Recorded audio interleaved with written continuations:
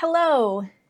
So a few years ago, probably about 5, now that I think about it, I decided to download a couple of dating apps and get off my couch, right? I thought, well, I need to start meeting people, right? I was divorced for about 3 years and it just felt like time. So I wanted to expand my horizons a little. I wanted to reach beyond my small circle of people, right, that I already knew.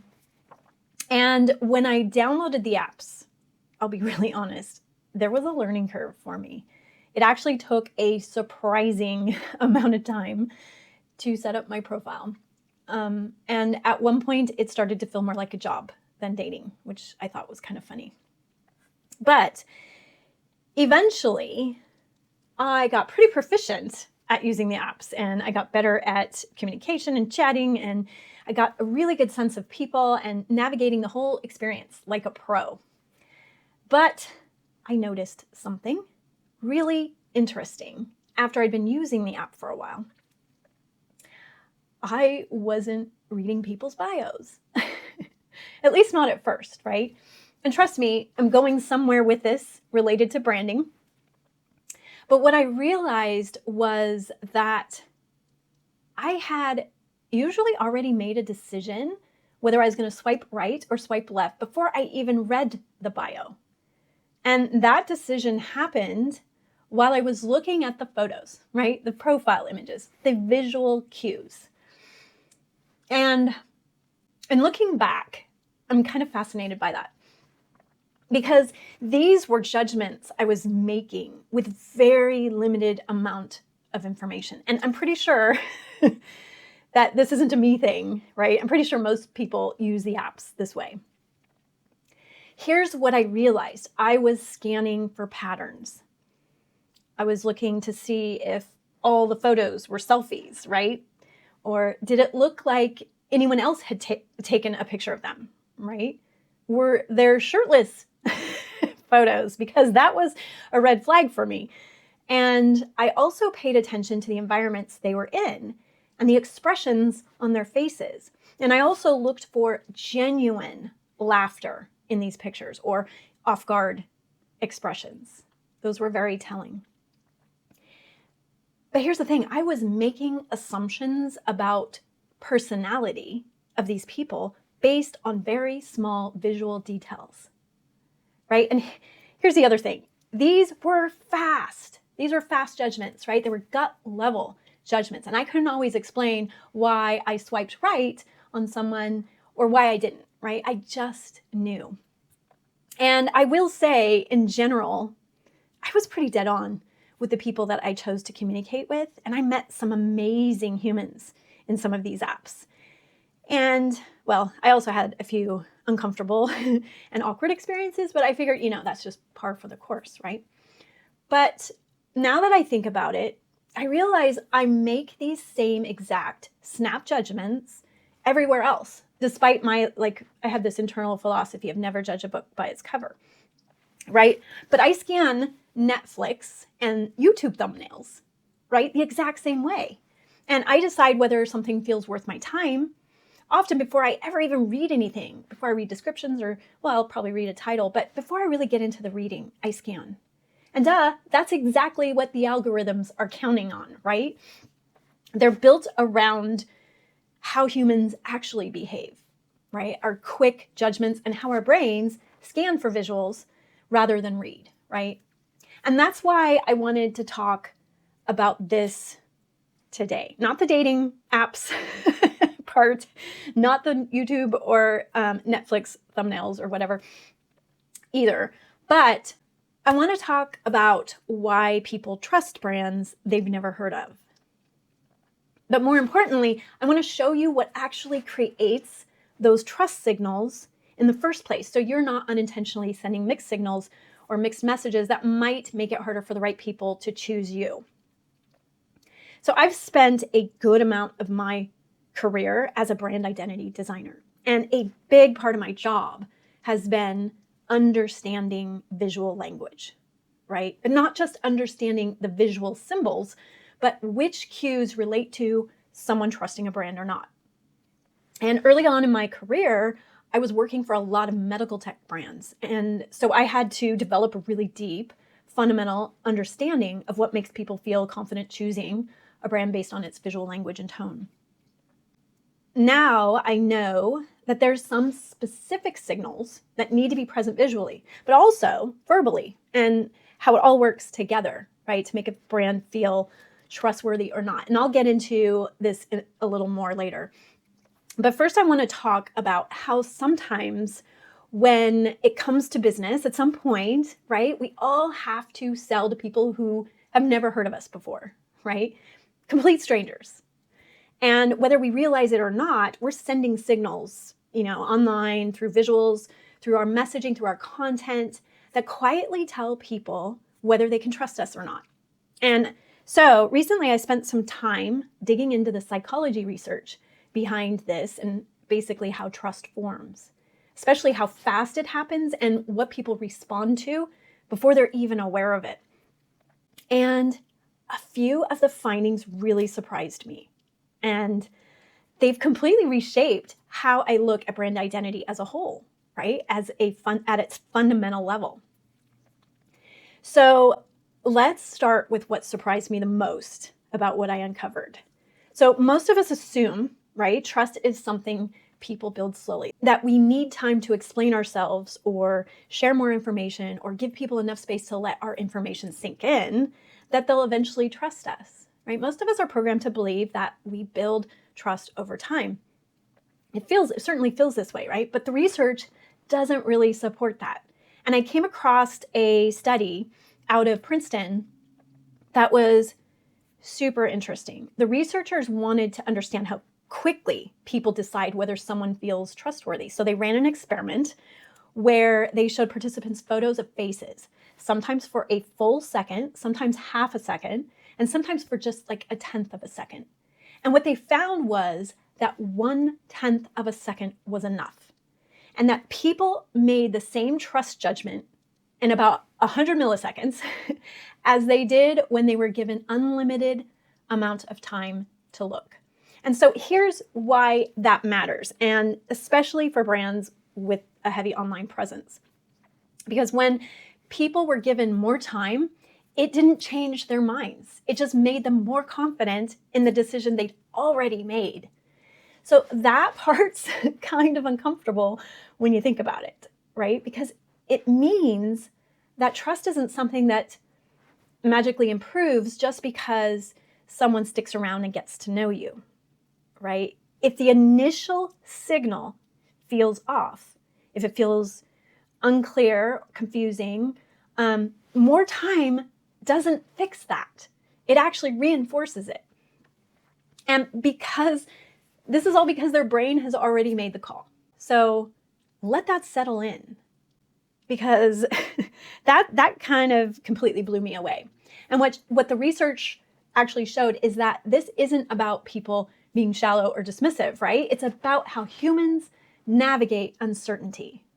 What I learned is that there's a well-established body of trust research that explains all of this. And it shows that when we decide whether to trust someone or a brand, right, we're quickly assessing a few core things, right? At a basic level, our brain is asking, do they seem capable of what they're saying they can do? Our brain is also asking, do they feel like they have my interests in mind? And our brain is also asking, and do they operate in a way that feels aligned with my values? Those three questions show up again and again in trust research. And what's important is that we don't ask them consciously, right? We sense them. And those judgments happen quickly, right? Often before we're even consciously aware of them. And when the signals aren't clear, the brain doesn't wait around for more explanation. It just moves on, right? So when trust feels hard to earn online, it's often not because people need more information, right? It's because the early signals, the ones that people are responding to in that first moment, aren't as clear or as aligned as they could be.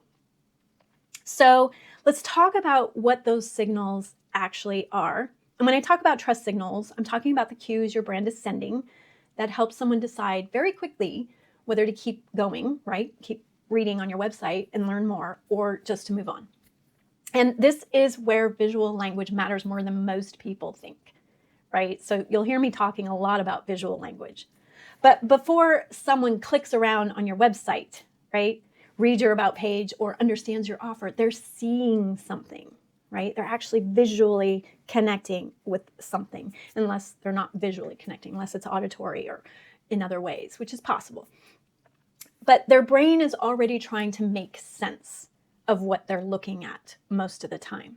And I'm not talking about whether a logo is pretty, right? Or a color palette is trendy, right? That's not what people are responding to. What people are responding to in the first moments is meaning, not aesthetics. Your brain isn't asking, do I like this font, right? It's asking things like, can I tell what this is? Do I recognize what kind of brand this might be? Does this feel familiar enough to understand, right? And that's what I mean when I use the phrase visual language. Just like spoken language, visual language communicates tone. It communicates intent and context, and often way before we think about it, right? Before we're consciously aware of it.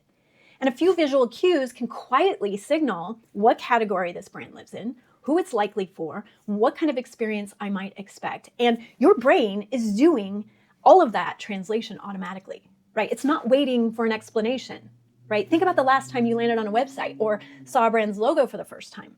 Within seconds, you probably had a reaction, not a fully formed opinion, just a sense of, this feels clear, this feels confusing, this feels familiar, or this feels like it's not for me, right? This initial reaction didn't come from reading a paragraph, usually. It actually came from how the visuals were working together or not. So there are actual surveys that have been done on logo design where about 60% of people admit that they don't buy from a brand because its visual logo was unfamiliar or unappealing or unattractive to them. 60% of people admit to this. So here's the thing. When the visual language is clear and consistent, right, it reduces uncertainty. And it helps the brain decide whether we're going to stick around, right, and learn more, or we're just going to bail, right? And that part matters so much more than we like to admit, because if someone doesn't stay on your website, they never get to your message, right? They never get to your values or your offerings or anything, right? When visual language isn't cohesive, when the styles clash, when there's no hierarchy or everything is competing for attention, the brain doesn't interpret that as creative brand expression, right? It interprets that as friction. This doesn't always mean that your branding is bad. And most of the time, it just means the visual signals aren't helping people orient themselves quickly enough, right, to make that snap judgment. Now, to be fair, sometimes brands do create friction on purpose, especially brands with bold, rebellious, or unconventional personalities. And these brands might actually even break the rules intentionally. They might feel a little uncomfortable to look at first glance, right? But the difference is this. When that friction is intentional, it lines up with the offer, the messaging, and the tone. Once you get familiar with the brand, it makes sense, hopefully, right? It's risky, but some brands can actually get away with it. So if visual language is one of the first trust signals that people encounter that decides whether people stay or go, what else are we interpreting at light speed? So another trust signal is message clarity. And in other words, can I quickly understand what you do, who it's for, and why it matters, right? So when your message about this is clear, the brain reads that as competence.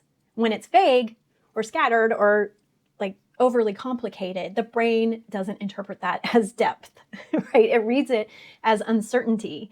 And this is where a lot of brands get tripped up, because once the visuals have done their job, right? Once someone decides it's worth giving you a few more seconds, the next thing they're looking for is confirmation.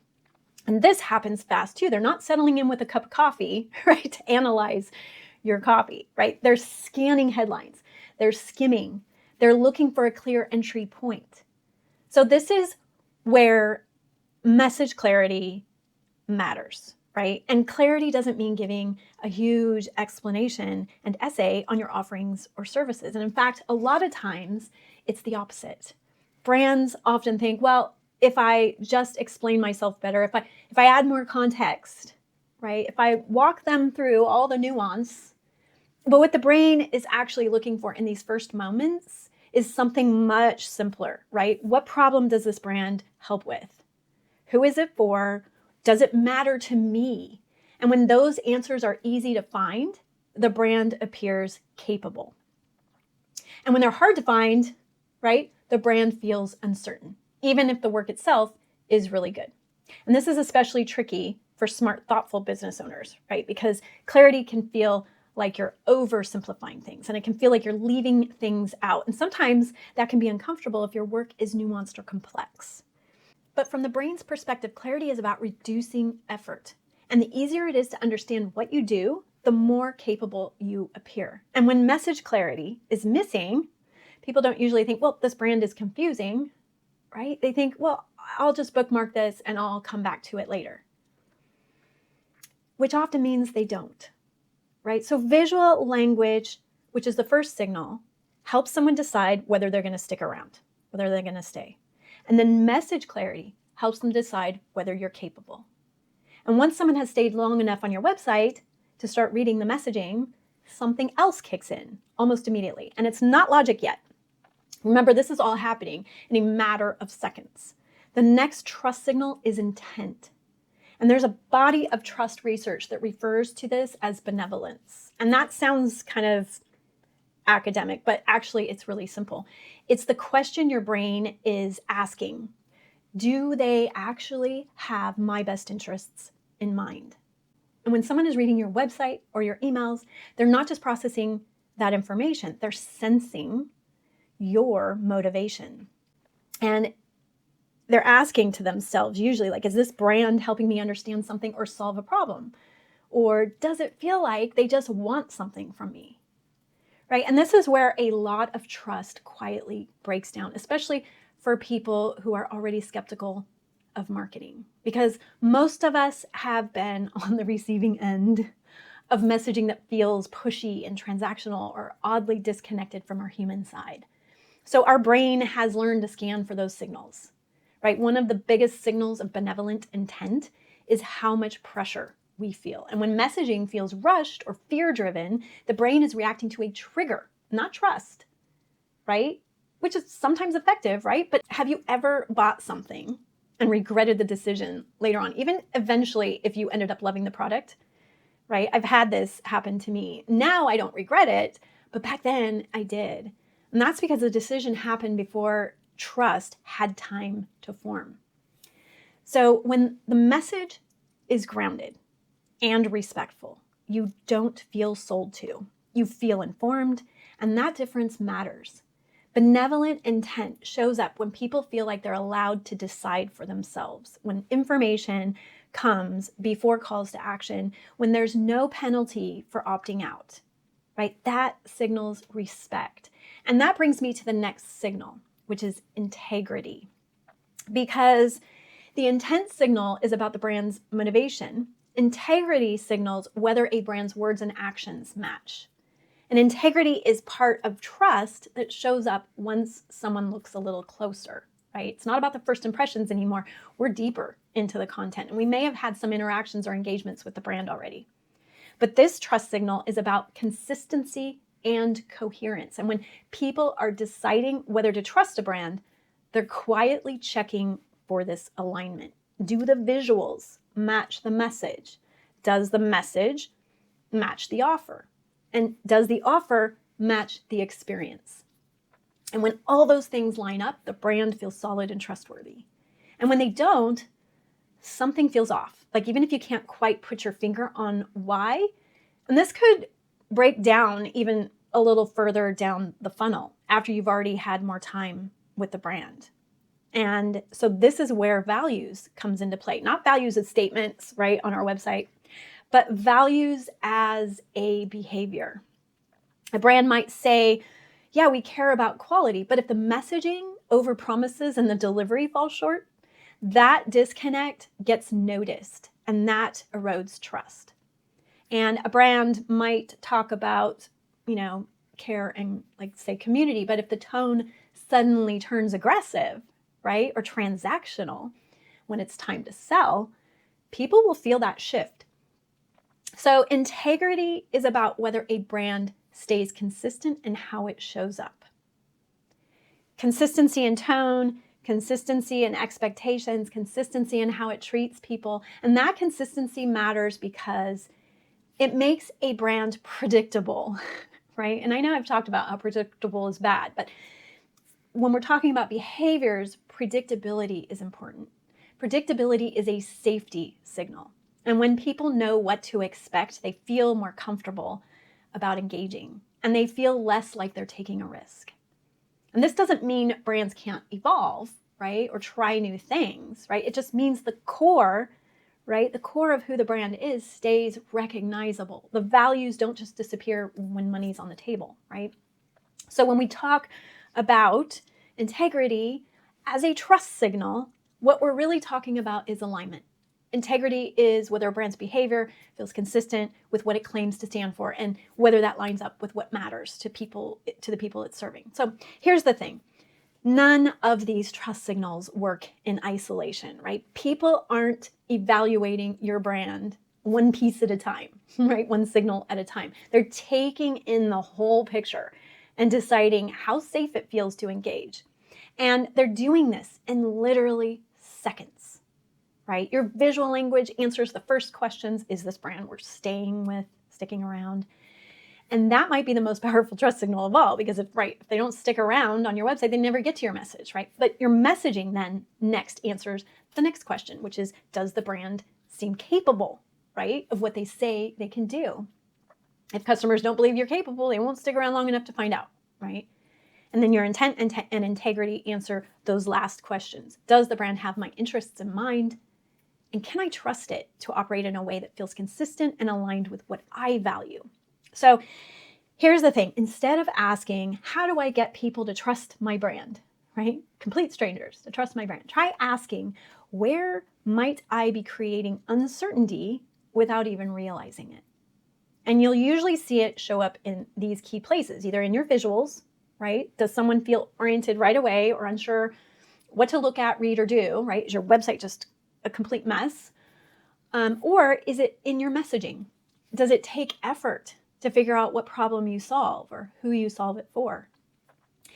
Is it in your overall tone or vibe, whether people feel informed or maybe they're feeling aggressively sold to? Notice where things feel clear or where they feel a little off. Is that coming from the visuals, the words, or the overall tone, right? Notice where you'd hesitate, right, if you were seeing your brand for the first time. That's the split second, right, where the brain is deciding whether something feels safe to engage with or not. And that hesitation is information about trust. So that's it.